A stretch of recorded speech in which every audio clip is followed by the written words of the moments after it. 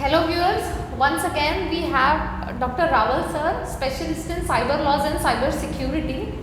आज हम ये डिस्कस करेंगे सर, आप थोड़ा सा हमें इस पे गाइड कीजिए कि सभी सोशल मीडिया अकाउंट्स या सभी बैंक के जो भी ऐप्स हैं ये हमसे पासवर्ड मांगते हैं सर, और पासवर्ड स्पेशली या ओल्ड एज जो सेक्शन है उनके लिए बनाना और उसको सेव रखना और स्पेशली उसके बाद याद रखना ये बहुत डिफ़िकल्ट हो जाता है सर।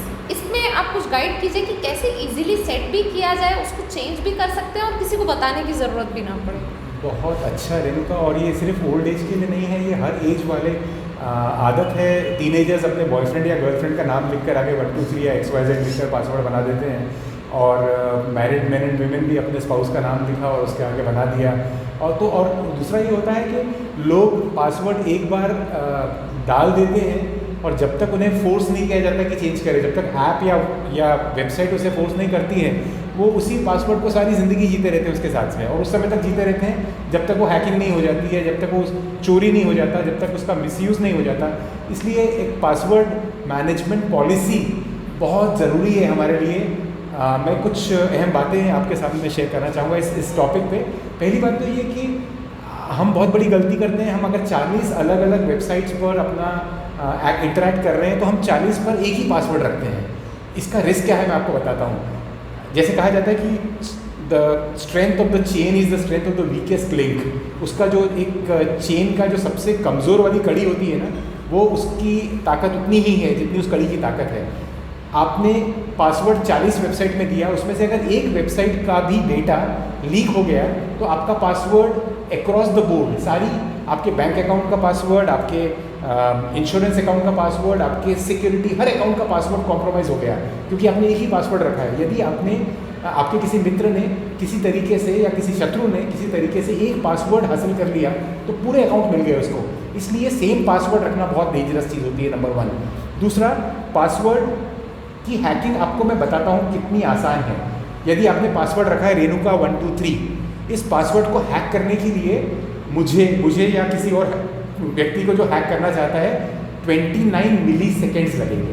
29 मिली सेकेंड्स का अर्थ है एक पलक झपकने में मैं 431 बार इस पासवर्ड को ब्रेक कर सकता हूँ। 431 बार एक पलक के झपकने में इस पासवर्ड को ब्रेक कर सकता हूँ। इतना आसान है। और आप सोचते हैं कि सिंपल सा पासवर्ड नागपुर 567 रख दिया और आपका हो गया।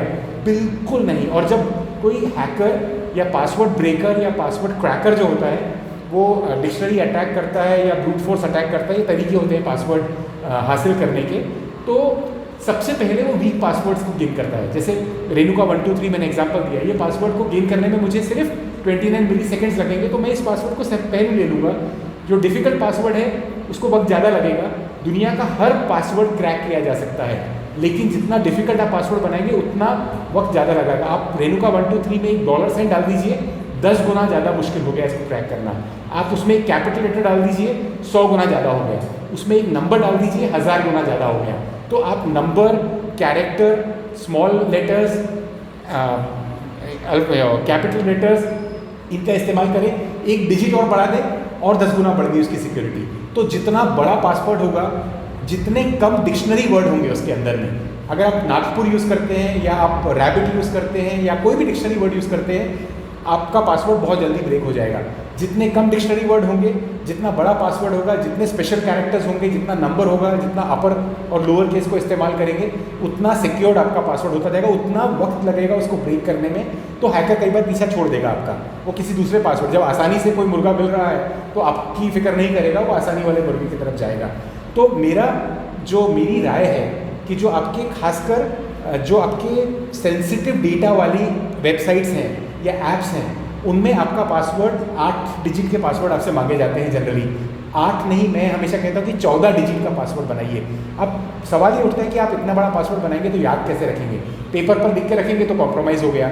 आप इस तरीके से लिख के रखें ताकि एक जगह पर वेबसाइट और पासवर्ड दोनों ना हो, या अलग जगह पे हो, किसी से शेयर भी करना पड़ता है। आपको अपनी पत्नी से पासवर्ड शेयर करना है तो आप एक मीडियम से यूज़र नेम और पासवर्ड दोनों शेयर ना करें। आप उसको व्हाट्सएप के थ्रू यूज़र नेम भेजें और किसी दूसरे मेथड से फ़ोन के थ्रू पासवर्ड कन्वे करें, ताकि कोई अगर आपकी जासूसी कर रहा हो बीच में तो दोनों चीज़ें उसको एक साथ ना मिले। इस तरीके से आप बिल्डअप कर सकते हैं। अब ये बात आती है कि इतना बड़ा पासवर्ड याद कैसे रखेंगे। कोई मराठी की कविता आपको याद हो, या संस्कृत की कविता याद हो, या बचपन में पढ़ी कविता, जैसे ये रे पाऊसा तुला दे तो पैसा। अब इसका एक एक अल्फ़ाबेट ले लीजिए, आप पूरा ऐसे एज इट इज़ मत लीजिए, पहला या आखिरी अल्फ़ाबेट ले लीजिए, बीच का अल्फ़ाबेट ले लीजिए, या आप संस्कृत का श्लोक याद आ रहा है, आपको गायत्री मंत्र याद है, उसका थर्ड लेटर ले लीजिए, ताकि आप याद रख सकें बाद में पासवर्ड को। और इस तरीके से आप बिल्डअप करें। वो डिक्शनरी में वर्ड ना हो तो ज़्यादा अच्छा रहेगा। दूसरी बात, पासवर्ड को रेगुलरली चेंज करना चाहिए। आपका डेटा जितना सेंसिटिव है, आपका बैंक अकाउंट है, उसमें आपको बहुत फ्रीक्वेंटली चेंज करना चाहिए। सोशल मीडिया में आप थोड़ा कम फ्रीक्वेंटली चेंज करेंगे तो भी चलेगा।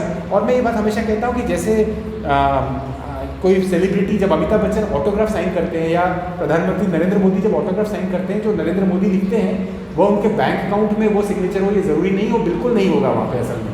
क्योंकि यदि आप पब्लिक डॉक्यूमेंट पर आप अमिताभ बच्चन साइन कर रहे हैं और वही सिग्नेचर आपके बैंक अकाउंट में यूज़ हो रही है, तो कोई फेक चेक पर वो साइन कर अमिताभ बच्चन के अकाउंट से पैसा विड्रॉ कर सकता है। इसी तरीके से आपके जो छोटे मोटे छुटपुट सोशल मीडिया अकाउंट हैं, उन पर आप अलग सिग्नेचर रखें, यानी अलग पासवर्ड रखें। लेकिन जो आपके सिक्योर्ड अकाउंट है, जिसमें सेंसिटिव डेटा हो सकता है, जिसमें पैसे हो सकते हैं, कॉन्फिडेंशियल इन्फॉर्मेशन हो सकती है, उसमें बहुत ज़्यादा सिक्योर्ड पासवर्ड रखें। और यदि आप मेरे समान हैं जो बहुत इंट्रिकेट पासवर्ड रखता है, जो ह्यूमन रीडेबल ही नहीं है, मेरे पासवर्ड ऐसे होते हैं जो इंसान पढ़ ही नहीं सकता, ऐसे पासवर्ड मैं इस्तेमाल करता हूँ, तो उसके लिए मैं पासवर्ड मैनेजमेंट सॉफ्टवेयर यूज़ करता हूँ। जैसे रोबोफॉर्म नाम का एक सॉफ्टवेयर है जो पेड मंथली सब्सक्रिप्शन के साथ में करता हूँ, उसके थ्रू मैं एन्क्रिप्टेड पासवर्ड रखता हूँ। और वो पासवर्ड इतने कॉम्प्लिकेटेड होते हैं कि मैं किसी को कन्वे करना चाहूँ तो भी नहीं कर सकता हूँ। सो अगर आपका डेटा उतना इम्पॉर्टेंट है, या आप सिक्योरिटी की उतनी परवाह करते हैं जितनी मैं कर रहा हूँ, तो you can even go for that password management software. लेकिन इन जनरल एक साधारण एवरेज यूज़र के लिए जो मैंने बाकी बातें बताई हैं, उन बातों को फॉलो करेंगे तो कोई परेशानी नहीं होगी। पासवर्ड आपके लिए बहुत इंपॉर्टेंट है, वो आपकी सिग्नेचर है, वो आपकी तिजोरी की चाबी है, उसको सिक्योर करके रखें। सर, इसमें हम ये भी कर सकते हैं, जो बैंक अकाउंट्स में ज़्यादा अमाउंट रहता है, जैसे आपका पेंशन का पैसा आ रहा है, या आपके रिटायरमेंट के बाद का जो अमाउंट आपको मिला है, या जो भी आपने एक बड़ा अमाउंट सेविंग के लिए रखा है, उसको ऑनलाइन एक्टिवेट ना कीजिए। कोई ऐसा अकाउंट जो करंट बेसिस पे है, जिसको आप डेली यूज़ करते हैं, जहाँ से आप डेली शॉपिंग की चीज़ें करते हैं, उसको आप ऑनलाइन एक्टिव रखिए। और एक ऐसा अकाउंट जिसमें आपका बड़ा अमाउंट होता है, या जिसमें ज़्यादा कॉन्फिडेंशियल चीज़ें हैं, उसको आप ऑनलाइन एक्टिवेट ही नहीं कीजिए। सर, ऐसा भी हमने देखा है कि हमारे अगर घर पे किसी के पास अकाउंट है, 3 अकाउंट है, तो तीनों अकाउंट ऑनलाइन एक्टिव होते हैं। तो मुझे नहीं लगता है कि आपको तीनों अकाउंट ऑनलाइन रखने की ज़रूरत है। एक ही अकाउंट ऑनलाइन रखिए, बाकी जो 2 अकाउंट है उसको ऑनलाइन प्रेजेंस मत रखिए, ताकि वो चीट होने की पॉसिबिलिटी उतनी ही रिड्यूस हो जाए। बिल्कुल ठीक है, बिल्कुल ठीक बात है।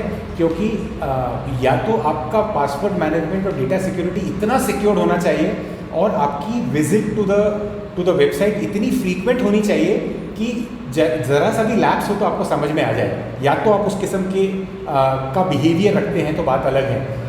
अगर आप नहीं रख सकते हैं तो आपका जिस अकाउंट में बहुत सारा बैलेंस है, उस अकाउंट को आप ऑफलाइन रखें, या डिसेबल्ड रखें उसकी इंटरनेट एप्लीकेबिलिटी। इवन उसका डेबिट कार्ड अगर आप डिसेबल्ड रखेंगे। सो व्यूअर्स, ये पूरा सेशन लेने के पीछे यही पर्पस था कि आप लोगों को ये समझ में आए कि चीज़ें अब फिजिकल नहीं हो रही हैं, चीज़ें अब ऑनलाइन हो रही है। जो एफर्ट्स चोर को या किसी फ्रॉड को फिजिकली लेना पड़ता था आपके 100 रुपये चुराने के लिए भी, अभी वो लैक्स ऑफ रुपीज़ चुराने के लिए भी उतने एफर्ट्स नहीं, विद इन अ सेकेंड्स वो चुराए जा सकते हैं। तो आप ये समझिए कि कितना इम्पॉर्टेंट है ये अवेयरनेस रखना, कितना इम्पॉर्टेंट है सेफ और सिक्योर रखना, अपने पासवर्ड मैनेजमेंट करना। एट द सेम टाइम किस अकाउंट को ऑनलाइन करना है, किसको ऑफलाइन करना है, ये आपको बैंक में जाने के बाद पता चलेगा। जब आप अपने बैंक में जाते हैं, वहाँ जाके बताइए कि ये अकाउंट जो है हम ऑनलाइन नहीं रखना चाहते हैं, इसका प्लीज़ आप कोई भी एक्टिव ऑनलाइन सर्विसेज एक्टिव मत रखिए। तो ये आपको आपके बैंक में जाके चेक करना होगा, बैंक में जाके इन्फॉर्म करना होगा कि कौन सा अकाउंट आप रखना चाहते हैं, कौन सा नहीं। तो बेसिकली आपका अवेयरनेस यही सेशन का पर्पस था। Thanks a lot for this sir. Thank you very much Renuka.